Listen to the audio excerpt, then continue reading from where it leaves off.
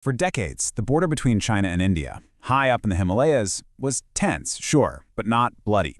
Then 2020 happened, and everything changed. We're going to dive into the Himalayan Standoff, a crisis that brought two nuclear powers right to the edge, where the deadliest clash in years happened without a single shot being fired. Think about that for a second. 45 years. You've got standoffs, you've got disputes, but no one fires a shot in anger. Not once.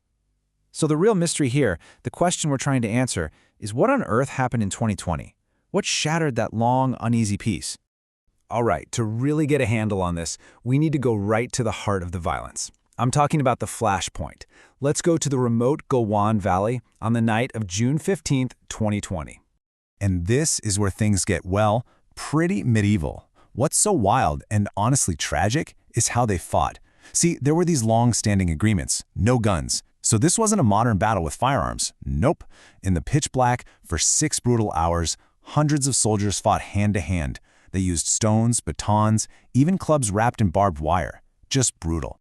And the human cost, it was high. India reported 20 of its soldiers killed. Now, China's official number, which, by the way, they didn't release for months, was just 4.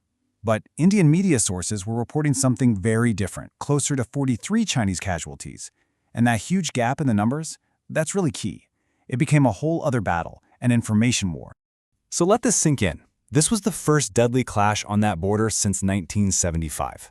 We're talking about a truce that lasted for nearly half a century. It might have been fragile, sure, but it held. And on that one night, it shattered. It completely changed the game between these two global powers. Okay, so why? Why were they fighting in this desolate valley to begin with? Well, to get that, you have to understand the line itself, the thing they were fighting over. It's called the Line of Actual Control. So the Line of Actual Control, or LAC for short, it's not what you think of as a normal border. It's not some clearly drawn line on a map that everyone agrees on. Not at all. It's fuzzy. It's a loosely defined line that separates the territory each side controls. And here's the kicker. Both India and China have totally different ideas of where that line should be. That confusion, that ambiguity, that's the root of this whole mess. And just look at this map. It really gives you a sense of how incredibly remote and brutal this landscape is. We're talking about the high-altitude Ladakh region.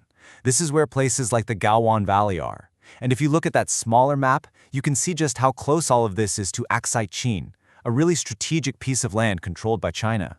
Okay, so the border's been a problem for decades, right? That's not new. So what was the spark? What was the immediate trigger that set everything off? Well, a lot of experts point to one thing: a road. A very strategic road that India built. That road is the Darbuk-Shuuk-Dalit Beg Oldie Road. Let's just call it the DSBO Road. It's a 255-kilometer all-weather road. And get this, it took India almost 20 years to build it. But here's why it matters so much. It runs right alongside the line of actual control. It connects the main city Leh to a critical military airstrip way up in the mountains. What does that mean? It means India can suddenly move troops and supplies to the front lines way faster. It's a total game changer for their logistics. And this quote from Shankar IIS Parliament really nails it. They say, "The construction of the DSDBO road may be the most consequential reason why China is targeting Indian territory." Basically, from China's perspective, this new road wasn't just a piece of pavement. It was a direct threat to their strategic advantage in the area, and they weren't going to just let it be. So, no surprise here, right? After a clash that violent, you're going to get two very different stories about what actually went down. And that brings us to the blame game, the diplomatic mess that followed. And this right here just lays it all out. It's a classic he said, she said on an international scale. India says, hey, the Chinese broke the rules, they tried to build stuff on our side of the line, we stopped them, and then they got violent. But China's story? Totally different. They claim, no, India's troops crossed the line on purpose to provoke us, and then they attacked our officers who were trying to talk. I mean, there is zero common ground here. How do you de-escalate from that? So, what happened after all the dust settled? Well, the fight created a brand new and much more tense reality on the border. Let's dig into the aftermath. Pulling back from the brink was anything but quick. Just look at this timeline.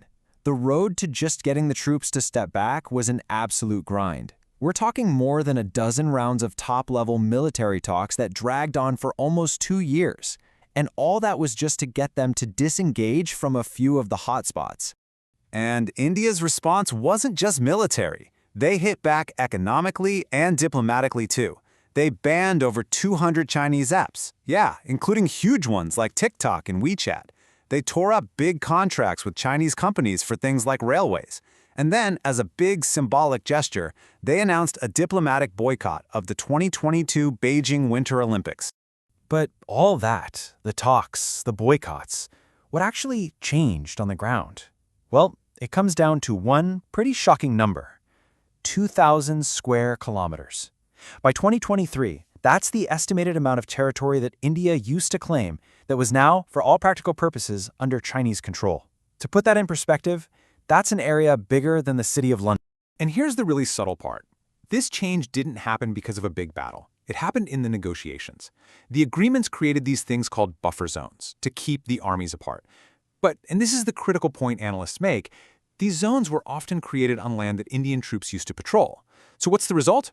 The de facto border, the line of actual control, was effectively pushed west. It created a new status quo, and one that was not in India's favor. And that really leaves us with a huge, lingering question, doesn't it? This whole standoff proves that you don't need guns and bullets to have a major conflict.